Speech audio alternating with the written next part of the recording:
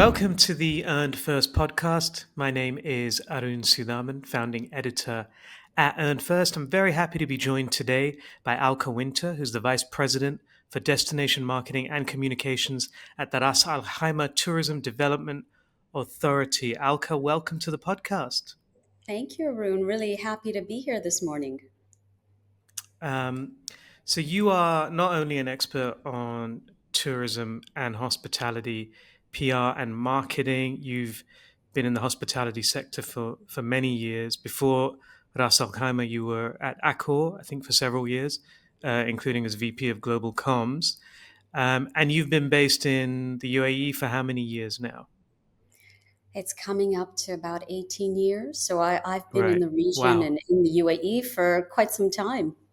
Okay. So I think you know the region pretty well. And I think particularly when you're working in destination marketing and tourism, you get a really good understanding of culture and nation branding, and indeed the kind of changing media landscape, all topics that we will address on today's podcast. Um, I'd been to the region a couple of times already this year. In fact, you spoke at our Reprise event a couple of weeks ago, which I thought went well. But the thing that really struck me is when I have these conversations often with people in the industry around the world, there's a reasonable amount of angst. There's concerns about economics, about geopolitics, about the future of agencies, and about the impact of AI. But when I was in the Gulf, I felt there was much less angst. There was a lot of positivity.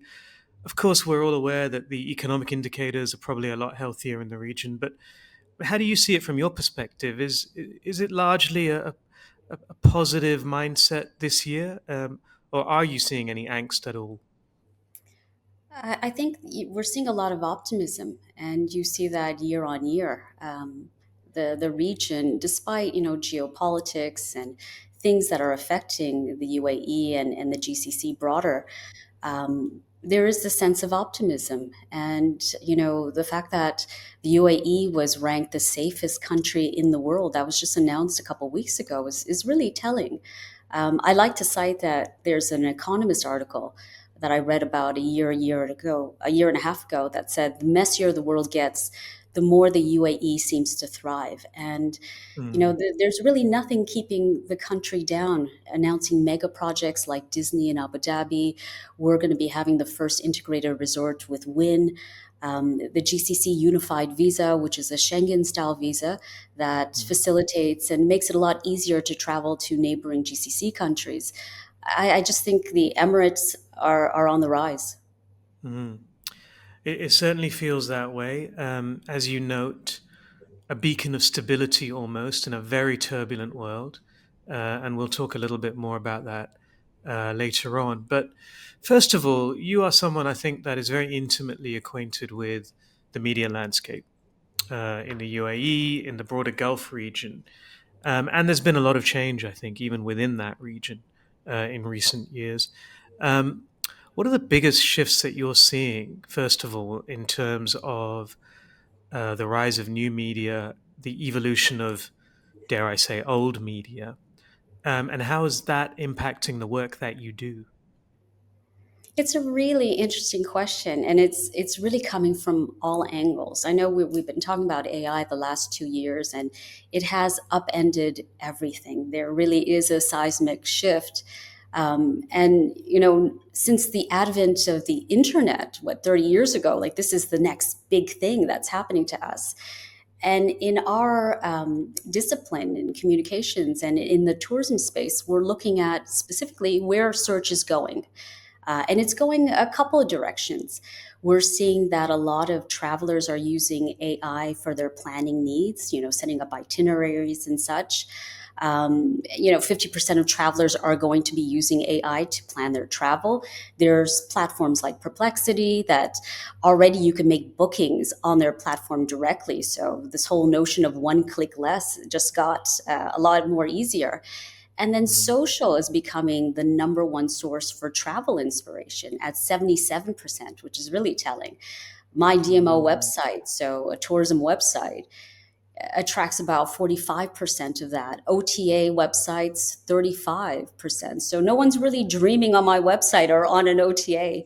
They're getting their inspiration from social. And that really transitions into an area called social commerce. It hasn't really taken flight yet in tourism, and there's a couple reasons why. But that gap between inspiration on social and actual conversion is really interesting. And there is a big commercial opportunity for social media to capitalize on that. I speak to a good friend Mm. of ours, Jeremy Johnsey, who's the CEO of Beautiful Destinations, his content development platform, and they have beautiful, videos and landscapes, and they delve into, tourism. They're trying to bridge that gap, working with the likes of Expedia. So we are seeing some movement there. Mm. But it's really interesting how our jobs have changed and how the discipline of PR and marketing has changed along with it. We're looking at now the rise of the sovereign creator. So Mm. you see a move from the center, from the brand, the masthead, all the way to becoming an individual creator. Substack is a great Mhm. example of that. I think they just raised $100 million. Their evaluation is at 1 billion. They've got over 5 million paid subscribers, and is showing that shift of journalists leaving the center and striking it out on their own and curating an audience that subscribes to their views. It's really Mm. interesting. And then you've got traditional media like The Economist that I mentioned. It's almost 2 centuries old, but the names of the journalists, contributors, is never listed because the magazine, the brand, has a collective voice. So it's such a super interesting time. I mean, you must be seeing this as well from your perspective. Yeah, it's very interesting because I think, as you mentioned, it's almost like a spectrum. You have the economist at one end, no journalists named, and then you have independent creators at the other end, where there is, I guess, no media brand, and it is only the individual journalist. Um, you mentioned the influence of social and of AI, and I want to talk about both of those a little bit. Let's start with social. Um, it's very interesting that you're seeing increasing conversion from social platforms, first of all. I assume a lot of that is being driven by creators on social channels. I think we're all familiar now with the travel and tourism influencers. They are everywhere. How are you working with them? Is it purely a paid media channel, or do you find it's important to kind of maintain that sort of credibility, perhaps, that a public relations mindset can bring? I think it's a combination of both. There Mm. is influencers do have to make a living, and they need to monetize their work, and if it's a good brand fit, then it just makes sense. But we're seeing a lot of collaborations, especially with our PR team and our PR agency, just working on those collaborations. One of them is Stellantis. Jeep is one of the clients of our PR agency, and we were launching a summer promotion which invited visitors to come experience our mountains, our nature, areas that's cooler in the summer, especially for this region. And they Mm. worked with influencers and Stellantis to bring over media and influencers in Jeeps to our terrains, which made perfect sense. So I think, to your point, it is a combination of both that you need to look at. I just think the area of influencers is it's really a tricky one to navigate through. I don't know if you watch Black Mirror. There's an episode. It's almost like the Twilight Zone, which I grew up with. There's an episode in season 3 called Nosedive, and it's a whole society where they get rated. So every interaction, the interaction we're having now, if I feel it's a good interaction, I'll give you 5 stars, and your ranking goes up. Um, and it shows how some interactions are superficial. You just want the rating, but based on that, you're able to afford a better apartment. You get priority seating on flights. It's an interesting commentary on influencer culture. So I think Mhm. we're treading lightly on that, and it's the brand first. It just has to Mhm. make good sense from a brand perspective. Almost like a social credit. Well, I'm very hopeful you will give this interaction 5 stars. But let's see.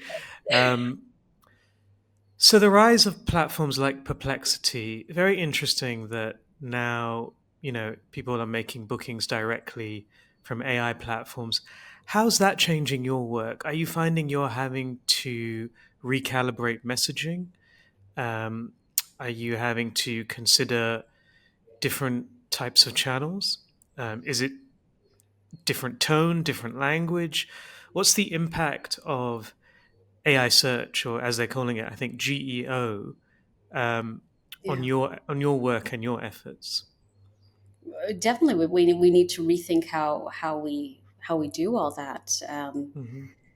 The fact that bookings can happen on a social platform or on an AI platform is very telling. We're not really seeing the social commerce part in tourism yet. There's a couple of reasons why. Hmm. I think travel is a lot more considered than e-commerce. If I were to buy, a dress on a social platform, it's easy to do. The commitment is really low risk, whereas there's a lot of moving parts when it comes to travel and tourism, and that's why you're being redirected to OTAs or to brand.com website from a hotel or an airline. So we're seeing shifts in that way. But from a communication standpoint, it really calls into question how we market and how we communicate, the types of messaging we get out there. The fact that what we used to write that journalists would receive is completely different now to the audiences we're going after. And it really, this whole area of PR and its relevancy and how it's changing, and is it changing fast enough? My career started in PR. I have a postgraduate in public relations, and I remember the first semester was all about grammar and writing. I have a copy of Strunk and White's Element of Styles, and then learning AP style, and that was drilled in. That's kind of gone by the wayside a bit, and I think the question for PR professionals is, what does earned mean now? Hmm. Traditionally was earned media was journalists writing about you, and media clippings and AVE, though antiquated that metric is now. Um, and now the shift is going back to first principles. What does earned mean? And it's unpaid third party validation. So it's not just media, it's communities, and it's across a whole spectrum of platforms, from digital, social, live stream, podcasts, as we're speaking today on. So it really has upended everything, and it's really Hmm. interesting. And I think the responsibility of PR is certainly there. Christopher Lasley from Razor PR said this. He said, advertising's job is to build brand affinity. PR's job is really to shift those entrenched attitudes and behaviors. So it's something a lot more relevant. It's changing perspectives. Hmm. So you can envisage perhaps, that writing for AI platforms, for example, becomes something that's a different thing compared to traditional media relations. Um, but I'm curious also to hear about how AI is changing your own role. Are you using it to hone your media relations? Have you created a digital twin? Is it taking on more of your workload? Or, like some of the people I talk to, are you a little bit concerned that perhaps you are offloading your brain to Chat GPT? Cognitive offloading. Mm. It's interesting, but I don't think it happened just with AI. Hmm. Look at the calculator. So there's, I mean, cognitive offloading is there. You just need to know what muscle you want to keep strong. Something that I had seen recently from Will I Am from Black Eyed Peas. He was asked, "How do you use AI in your creative process?" And interestingly, he said, the core idea, the nugget, comes from me. And then AI comes in as a multiplier, different Mm. variations on a theme. And in this sense, AI is the additive. So I think once you start offloading, core functions, then, your mind does get duller, but it's up to you to decide what you want to offload, and what you want to keep intact. And then how we use AI. An area that you mentioned is digital twins. So, we market in over 18 countries, And it's the standard targeting that we look at: demographics, their income bracket, education level. So we can be targeting a couple in the UK from ages 25 to 45, this kind of education level, these many kids. um, Now we can build a digital twin where we feed all that information and we get real time information. So I can go to that digital twin of a couple and say, okay, are you planning to travel this year? Yes or no? How many times are you planning to travel? Are you considering coming out to our region? What's your perception of the region? Have you heard of Ras Al Khaimah? And this is where you start using the data in a more predictive way. And I think that's super interesting to do. So I don't see it as a risk or a liability. It's such an amplifier. It really is. Mm, As long as you keep the core functions to yourself. mhm. Sure. When we were on stage a couple of weeks ago in Dubai, you mentioned the impact of AI on data and analytics, and of course, we know that there's much that can be done. But you also wondered um, about how it would impact predictive analytics, and I recall you saying that this is still something that perhaps communicators are seeking. Is trying to understand what will happen, and trying to be able to predict outcomes. How much of a challenge are you finding that? And do you feel that these technologies may change that equation?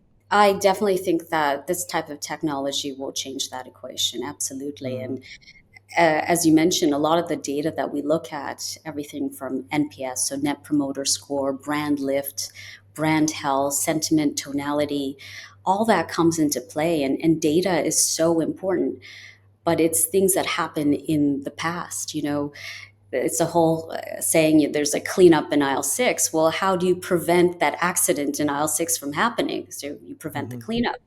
And it's really having that predictive analytics so that you can see around the corner of what might come. And we're seeing this a lot, especially when you look at reputation and leadership, that there's this symbiotic relationship between the two, that you have leaders that are very vocal, that are in the public eye. How do you manage that? Because that is also managing reputation. mm. And I read recently that there's a this trend of leaders using ChatGPT or whichever their AI platform of choice is for all of their communication now on Oh, LinkedIn. And apparently this is becoming. I think this is challenging comms teams. I don't know if this is something you're seeing, but perhaps something we have to be wary of because, um, I mean, we're all familiar now with this kind of, AI content, what it looks like. Um, the risk, I guess, is that AI content becomes less effective because it's so homogenous. it is. I have a particular way of writing. It's a bit Hmm. grittier. Um, I like my style. I've written LinkedIn posts for myself and then, use the AI rewrite function. And then I read it and it's a bit vanilla, it's a bit stale. Yeah. But I will use it as a thought partner. If I can't finish the Hmm. sentence, I'll say, hey, can you help me out? This is what it is. Or I'll produce the finished copy and I'll run it by ChatGPT and ask, what do you think of this? And where can I tighten it up?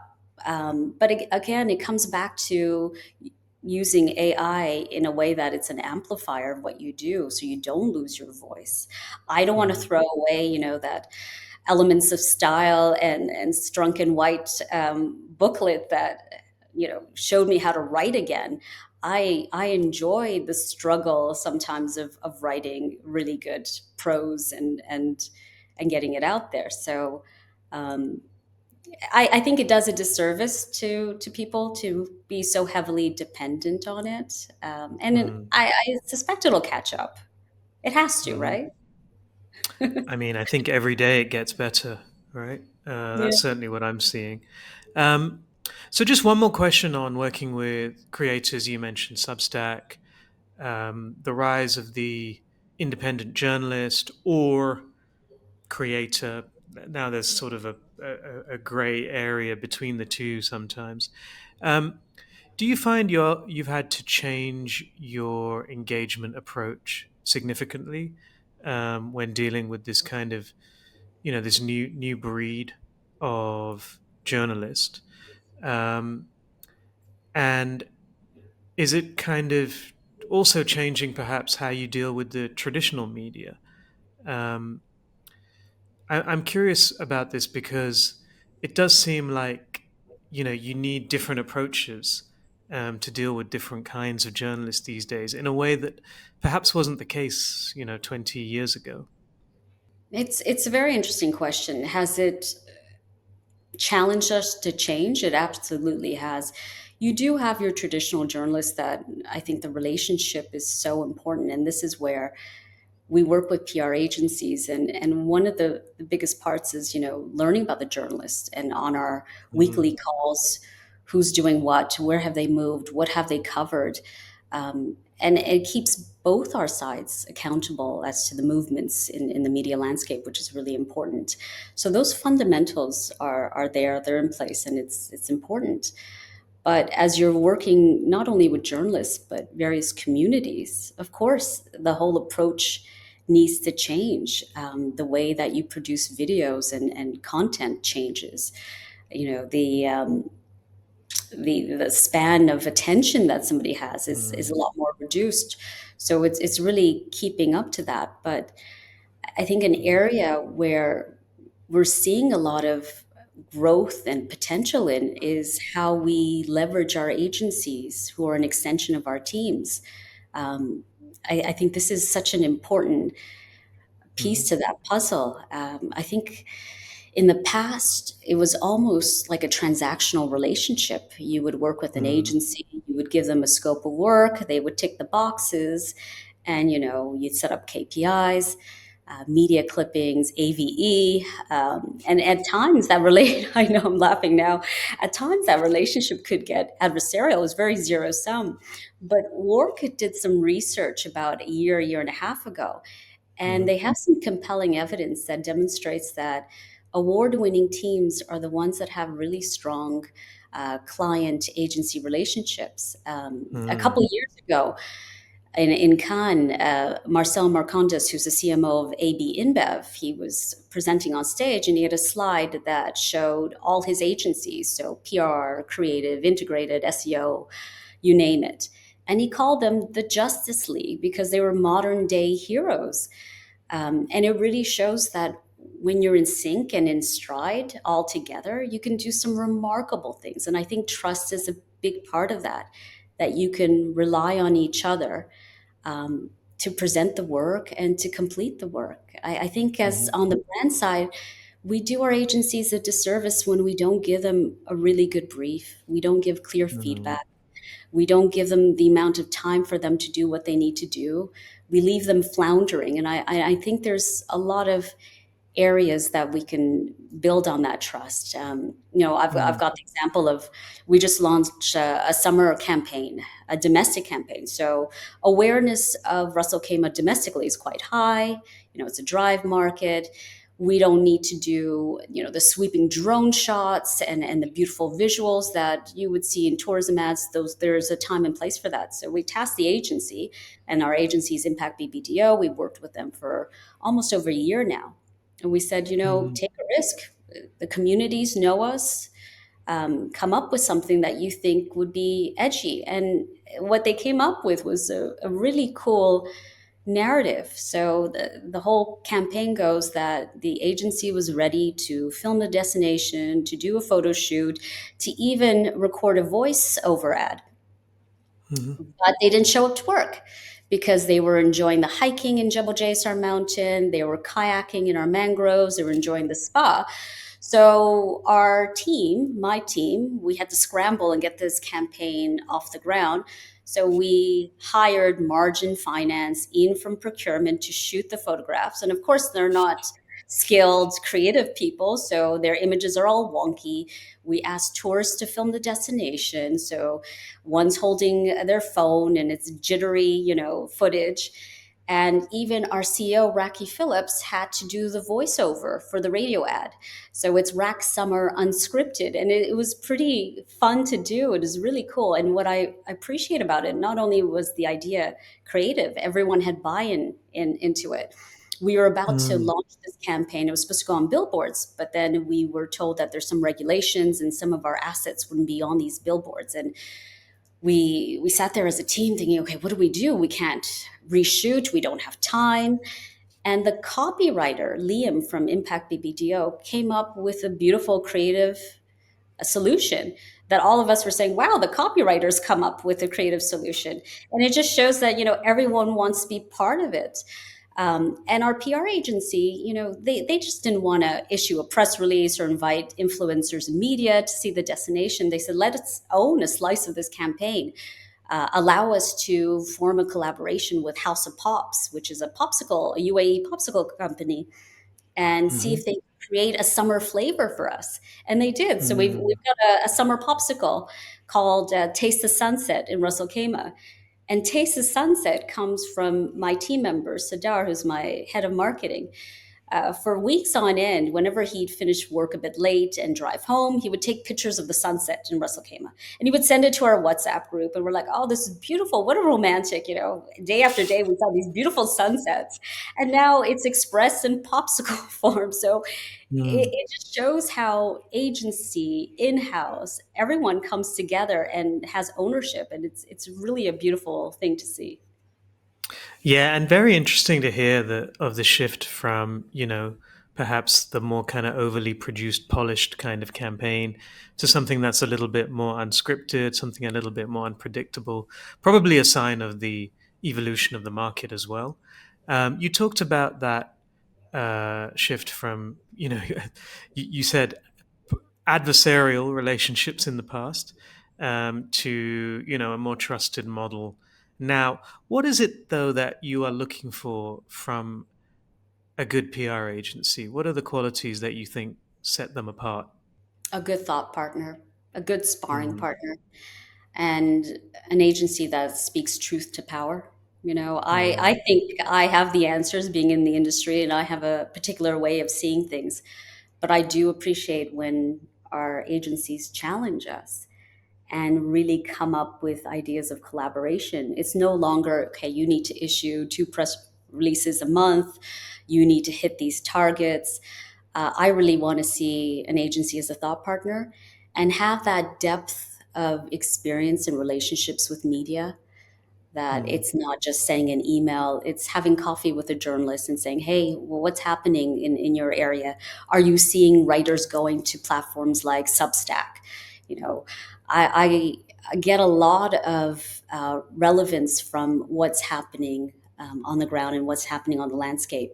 And it Mm. helps inform our strategy. So um, if I just need an agency to pump out a press release, I guess I can use ChatGPT to do that now. I'm looking for a lot more than that. Mm. And when the agencies come up with great collaborations, great ideas, it's a win-win for all of us. Mm. You talked about the importance of knowing what's going on the ground, from a tourism perspective. It strikes me as a very interesting time for tourism bodies and for the whole broader concept of nation branding, because we are living in a quite a turbulent world at the moment. We have, increasing isolationism, protectionism, polarization, potential trade war, tariffs.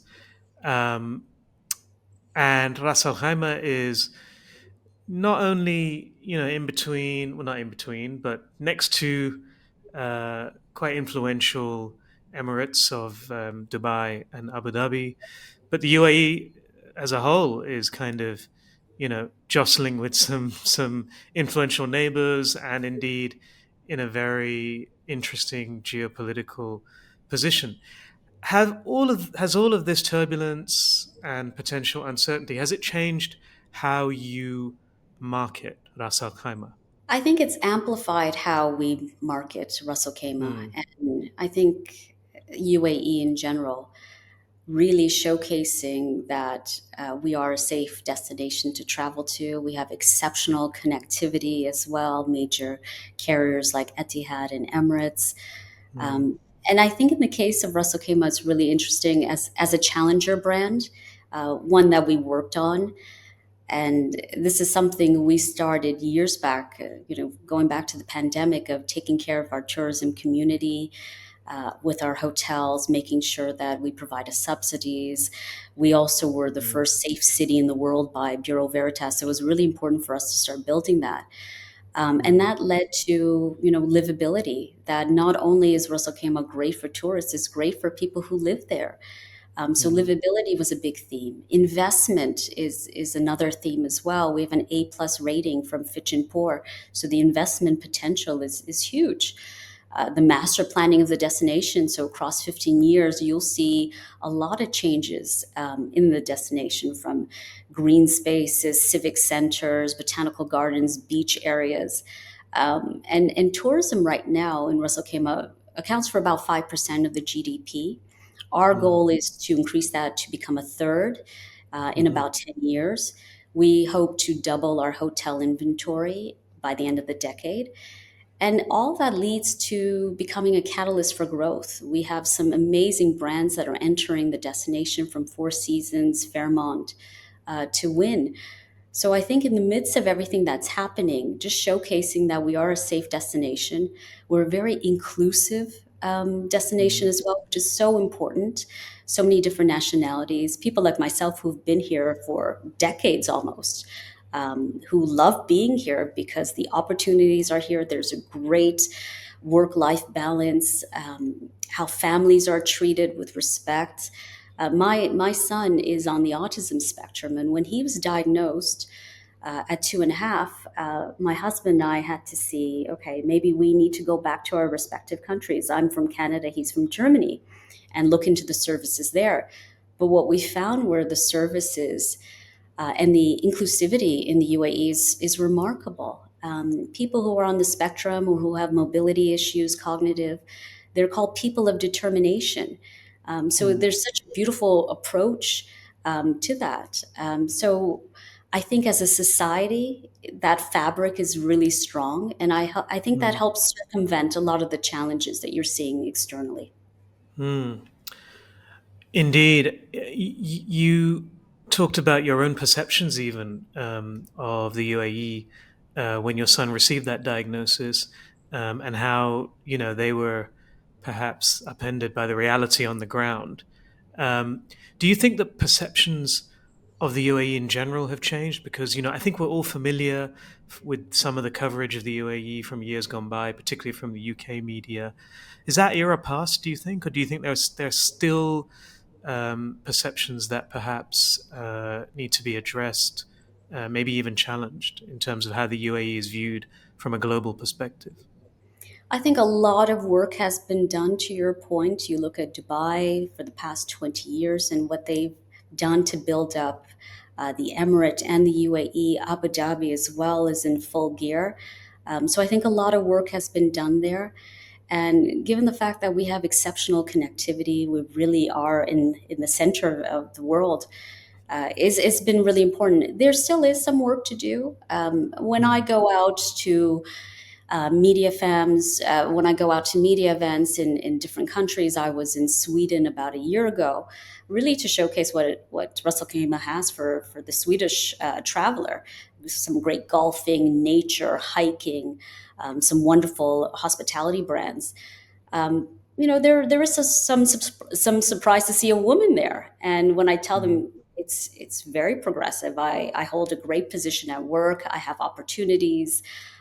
So I think it's just meeting with people and showing how inclusive the UAE is key. But a lot of that mm, work has been done. mm, For us, I think it's shifting the perception for Ras Al Khaimah that we're not just desert. We're known as the mm, nature area. So this is something really interesting.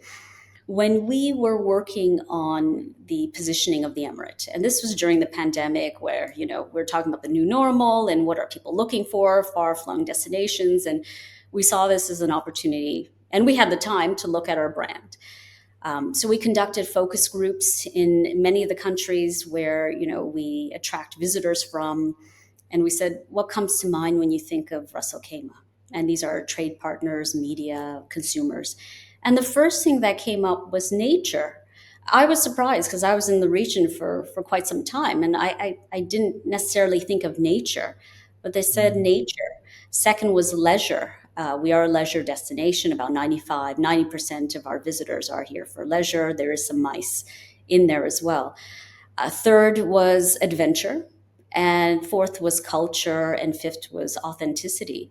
So it shows that maybe the perception of the UAE as a homogenous mhm, nation is one that we need to work on. I was speaking to some media in South Africa. I was in Cape Town, and I'm talking about the nature of the emirate. And then I look outside and I see Table Mountain. I'm like, well, South Africans have nature in spades. But also our narrative, our stories, not only do we have mountain, desert, sea, which is part of our nature positioning, we also have Emirati people who are from the mountain, desert, and sea. mm, So then I switched and started talking about the indigenous people, the Emiratis that we have, and the culture, and that was really appealing to the South African media. So I think mm, really the work now is finessing, and which is a real joy to do. mm. Yeah, it's a very good reminder that you can sometimes you can take perceptions for granted, but when you go to other countries, that's when you really learn, and indeed it gives you an opportunity as well to showcase the reality, rather than necessarily perhaps what people, the ideas that people have, or that have been formed in their mind. Um, Alka, thank you so much for your time. This has been a really enjoyable conversation. Um, and I hope to get you back on the podcast in the future. And no doubt I'll see you in the UAE soon. Thank you. Wonderful. Thank you so much for the opportunity, and hope to see you soon in Ras Al Khaimah as well. We have a warm Absolutely. welcome.